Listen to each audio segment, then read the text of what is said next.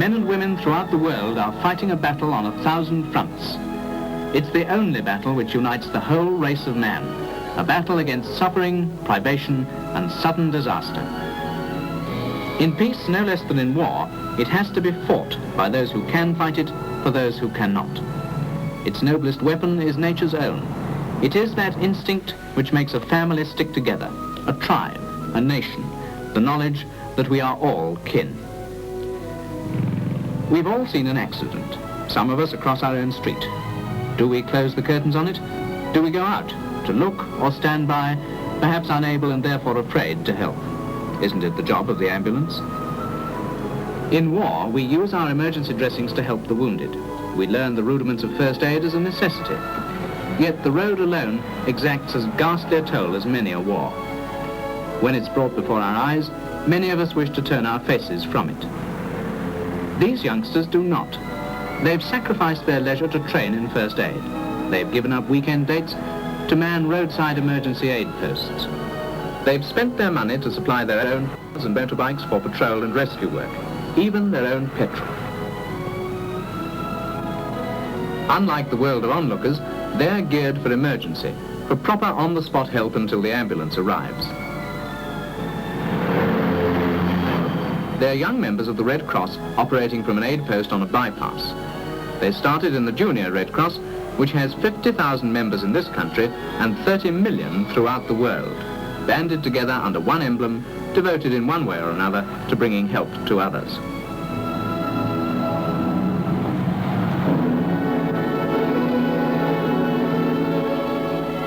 Not only on the roads, but wherever big crowds gather, the volunteers are there too. To the Farnborough Air Show, for example.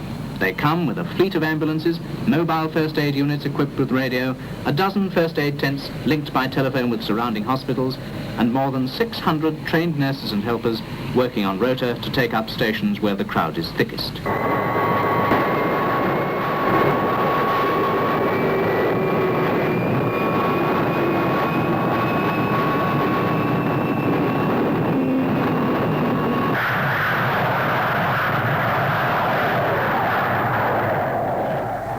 Compared with the excitement overhead, their work may not be spectacular. Apart from the rare tragedy of an aerial disaster, it's concerned with the welfare of the crowd, with collapses and heart attack cases, cuts and broken limbs, right down to a sprained ankle. The job is essential. These helpers treat up to 1,000 casualties at Farnborough alone, and in 1 year, they man 6,000 such first aid posts at airports, beaches, athletic meetings, factories, hop fields, cinemas, and other public entertainments.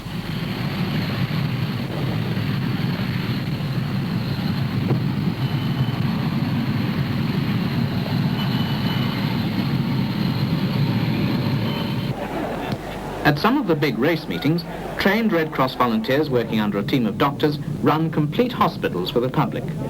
And except for the odd glimpse one might catch of an ambulance, a first aid tent, or a stretcher moving through the crowd, their presence there is hardly noticed among the thousands who come to share the great communal thrill of the National, the Derby, or the excitement of cup football.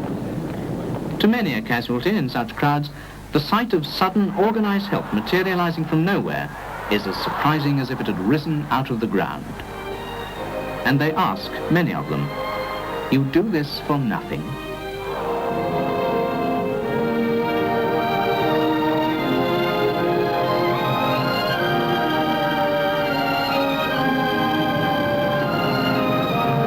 With its headquarters in the heart of London, the British Red Cross Society is the centre of a massive organisation dealing with every kind of human welfare, from disaster relief to providing a language service for foreign patients in British hospitals.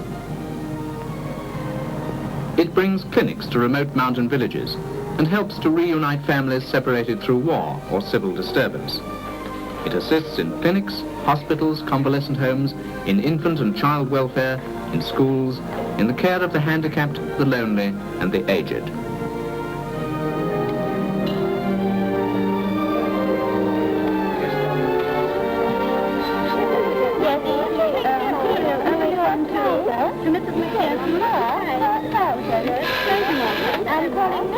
The Red Cross was born in Geneva 100 years ago, thanks to the crusading of a Swiss civilian, Henri Dunant, who had seen the carnage and suffering of a battle in which 40,000 soldiers were left on the field to die. Today, Geneva is the center of the International Red Cross, and under its symbol, more than 90 countries are united in a common work of mercy covering the entire earth, wherever there is human distress. Its membership is now more than 157 million.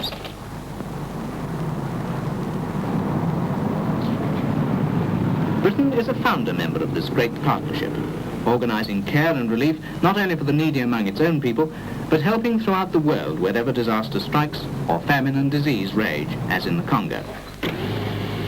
Through these offices, in response to appeals, come hundreds of thousands of pounds from the people of Britain in cheques, notes and postal orders. After the earthquakes which destroyed whole towns in Persia, the British Red Cross appeals brought nearly £500,000 tumbling out onto these desks to be converted into blankets, rebuilding materials, medicines, food and clothing.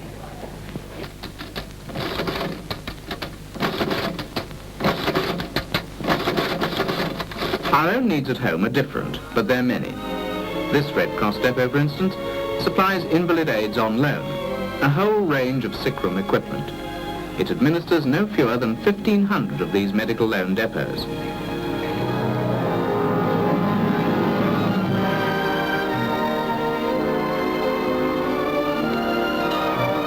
After World War I, it was the Red Cross which pioneered Britain's first system of voluntary blood donors, which eventually grew into the National Blood Transfusion Service, now state-administered.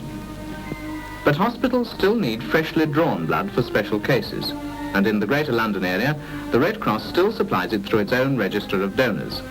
People like this garage hand. He's prepared to answer an emergency call at a moment's notice, knowing that a life may depend on the fresh blood he can give. Among this band of special volunteer donors, one man alone has given no fewer than 129 donations. Another, a woman, has given 99.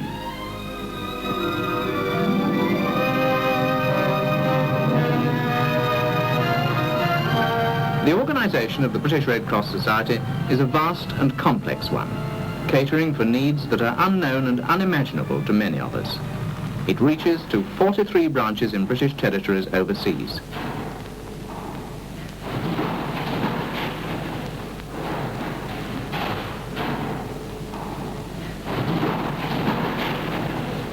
When the typhoon struck Hong Kong and rendered thousands of Chinese destitute, the British rallied to yet another appeal for donations.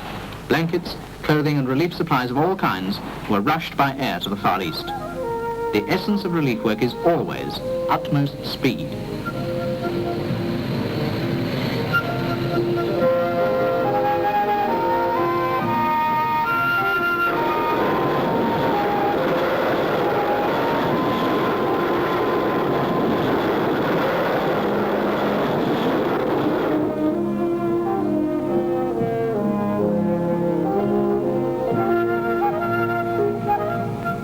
The typhoon savaged Hong Kong with a fury that beached great ships. It flattened entire towns. For many families, huddled in what was once a crowded settlement, it blew away every humble possession except the rags they wore. In any small country hit by disasters of this magnitude, local charities can muster only a fraction of the resources to cope with the stricken and the homeless. They need help, immediate and massive, from outside. And between the international headquarters at Geneva and the nations of the Red Cross, the phone wires hum with inquiries and directions.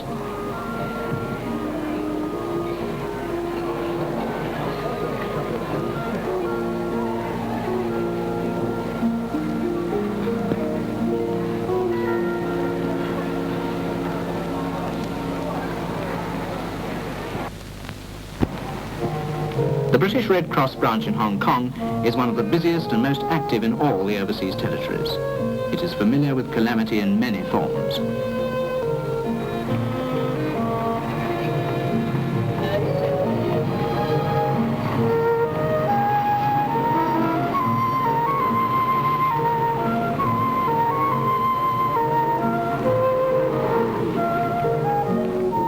Fire is one of the great scourges. People live in dense settlements of wooden shacks, doing their cooking by paraffin. A child has only to trip over a flimsy paraffin stove to start a fire, which has been known to wipe out a whole settlement and leave 50,000 homeless. Behind Hong Kong's waterfront, the overcrowding has reached appalling dimensions. The squatters, crowded together in shanties and even on the rooftops of buildings, have been swelled by great floods of refugees from the Chinese mainland.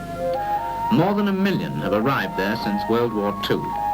They live here in a squalor against which the worst slums in Europe would look like luxury suburbs.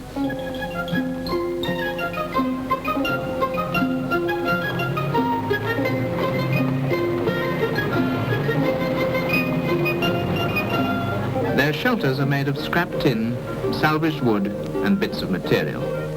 There is no sanitation. They are breeding places for diseases such as cholera, which often reach epidemic proportions. The Red Cross plays an inspiring part in their relief. Gradually, the refugees are integrated into the life of the colony. Many of them are trained under government schemes for jobs which can be done in their own homes, mainly handicraft work. Once they are in Hong Kong, they are regarded officially as full members of the community, and the social services are equally available to them.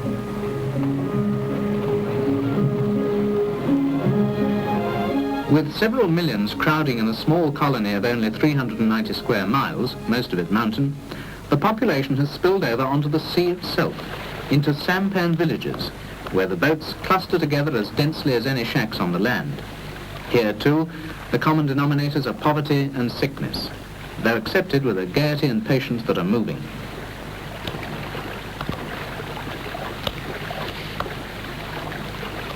To navigate a small sampan among them, loaded with gifts of food and clothing, as these Red Cross youngsters are doing, is a perilous business.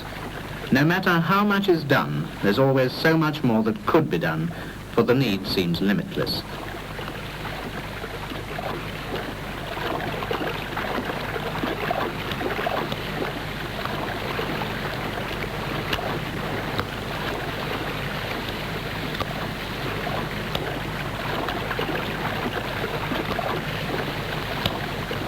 The children even man a Red Cross dispensary boat to bring a regular medical clinic to the water villages. The people who eke out their lives here could never afford themselves the luxury of a doctor.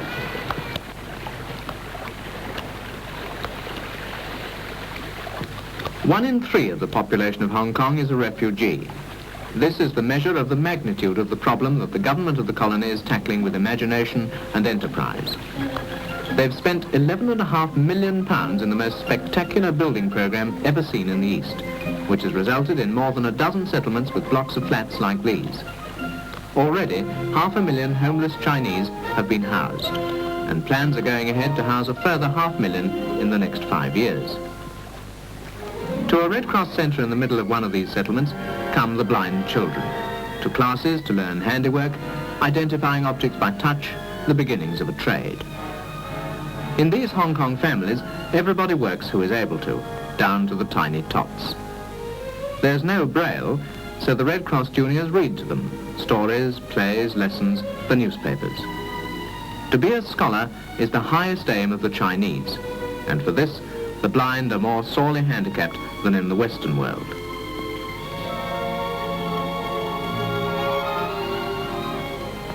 In Britain, too, the Junior Red Cross cares for the blind as one of a host of voluntary jobs. These young people are learning finger spelling so that they can communicate with the deaf-blind. The system is simple. It can be learned in a morning.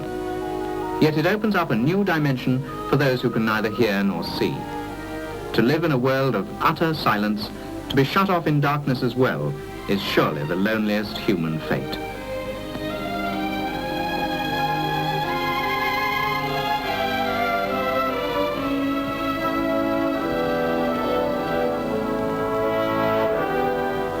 That a child cares enough to come and touch talk with the simple candour of the young, of the world he sees, brings a very special quality of joy into the life of an old man like this.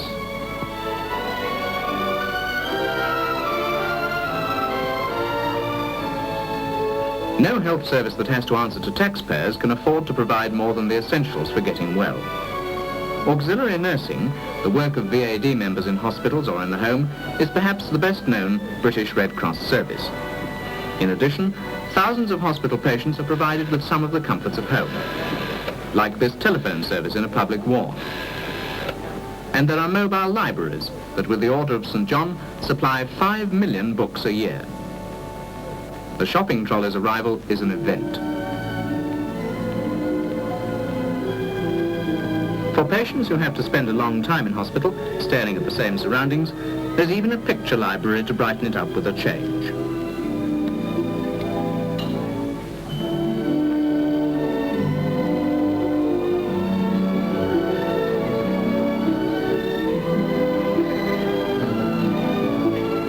For invalids and people who can't manage some of the simplest bodily movements, the Red Cross devise all sorts of aids to make them independent. Tongs to reach and grip.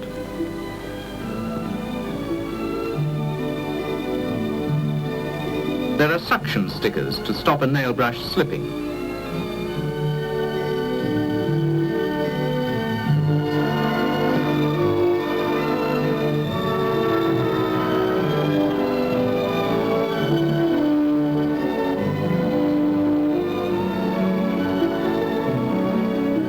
There are even card stands for those who cannot grip.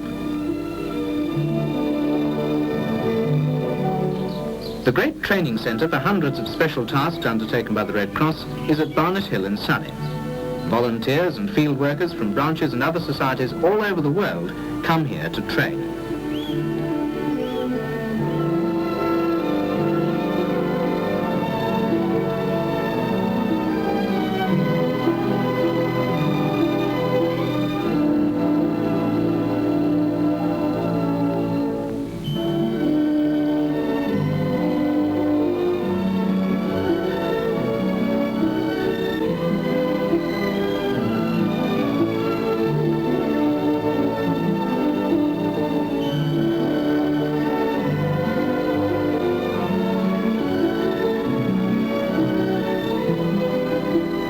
They take courses ranging from first aid and nursing to escorting invalids overseas, courses in handcraft, special welfare, fundraising, VAD work, parent craft, disaster emergency work.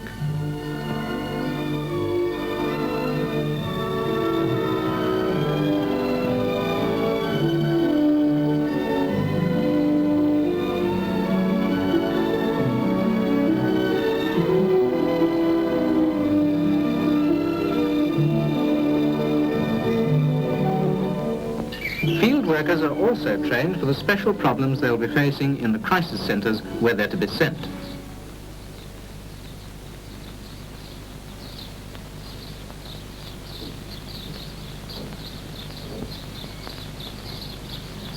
Out in Kenya, living alone in a small cottage on a hilltop, a single field worker from Britain has 2,000 square miles of Kikuyu tribal territory to cover with her relief work.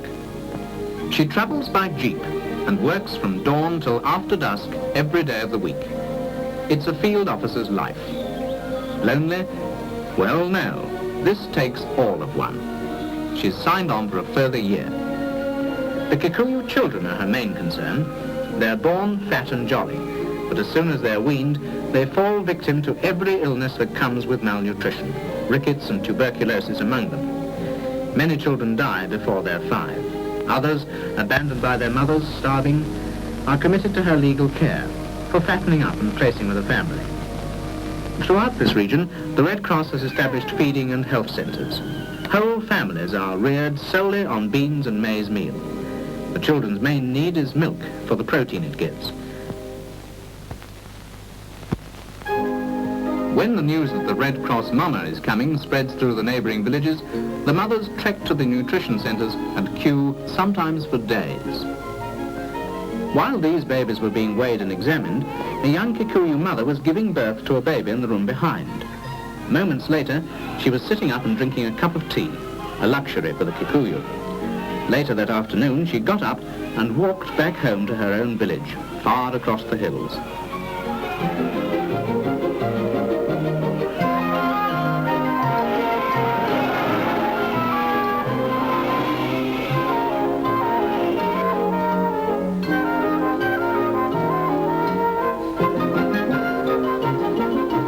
The mothers get a handout of powdered milk for their ailing children.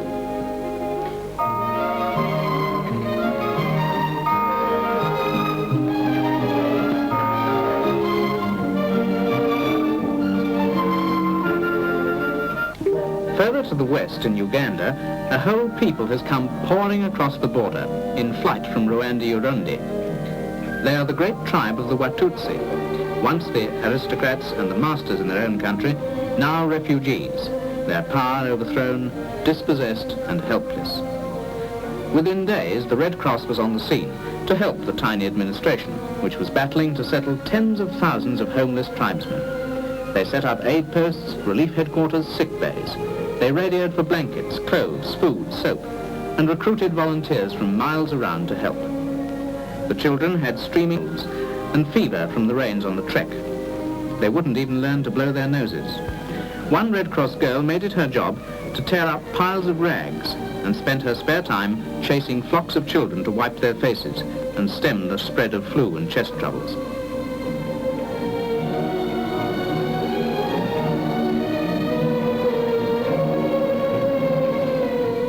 Some refugees brought their cattle with them. A great valley, the Orochinga, it has to be cleared of tsetse fly so they could be moved on to settle there.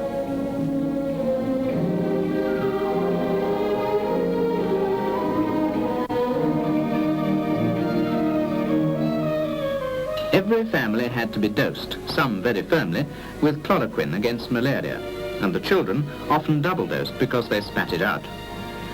The native mothers had even to be taught the virtues of soap and basic hygiene.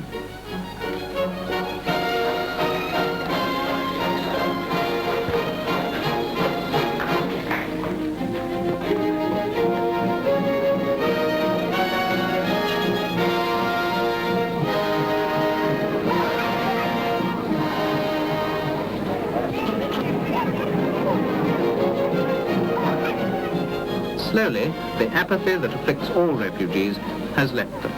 They no longer squat about and dream futilely of returning across a now hostile border one day soon. They have settled to make a new life, graze their herds, merge their families into communities, elect their elders, trade. And they have begun to dance.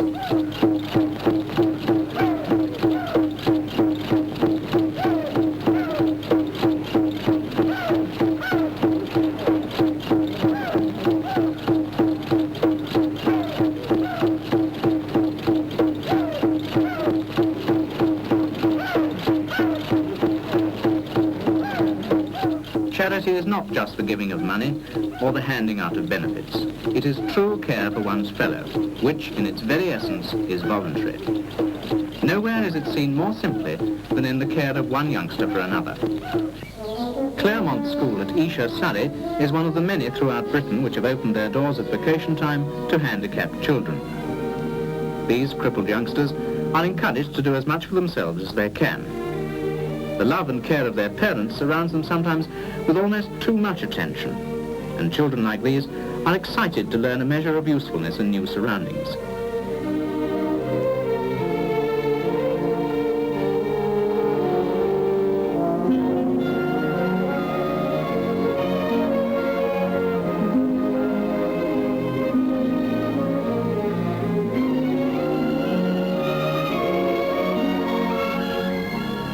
It's not only a tonic for them to mix so actively with healthy youngsters of their own age, it's also an unthought-of boon to their parents. If only for a fortnight in a year, it lifts from them the daily burden of attending to an invalid child from the moment he wakes to the time he's put to bed again. It's their holiday too, from that, and the relief renews them.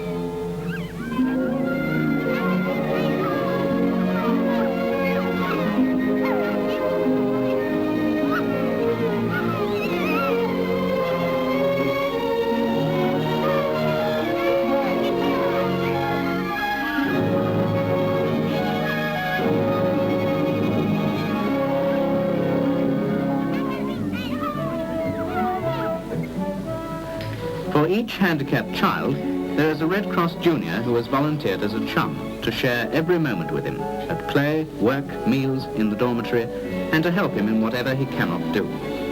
They give up part of their own holidays for this. And though some of the children are almost entirely helpless, they are there with the strong. In a comradeship, both are learning early in life and getting more from it than can be told.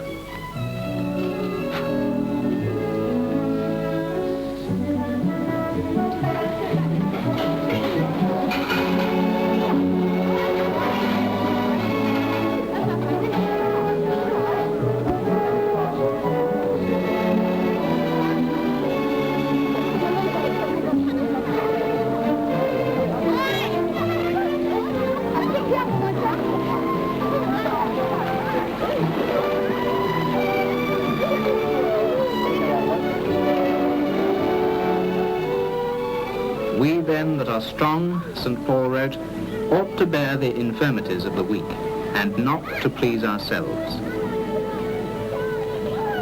To this man, that means coming from work, giving up his holidays to give these children theirs. This job brings its own reward.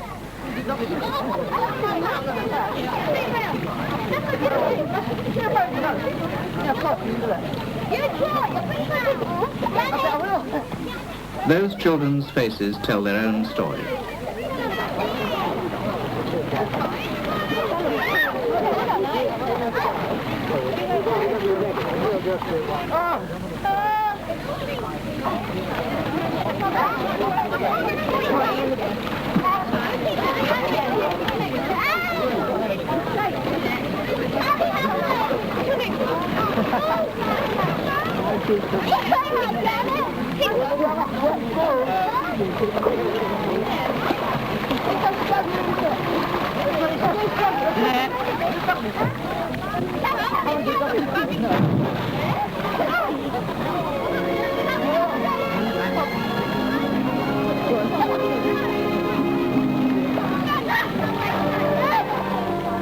The frailest of all, and among the loneliest, are the very old.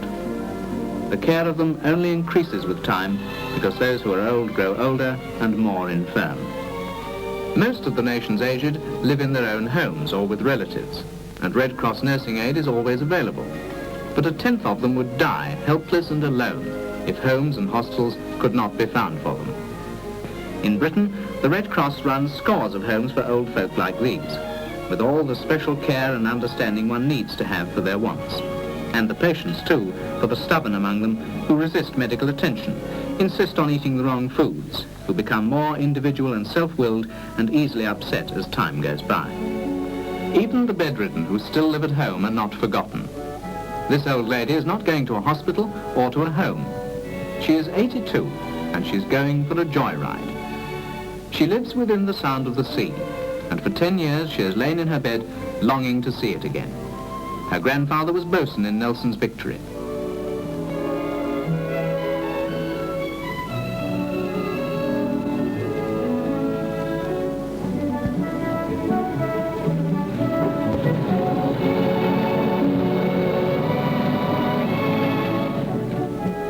And there it is, the sea. Those who brought her here are not simply part of something national, for compassion knows no frontiers. Their work stretches across the street, across the nation, across the world.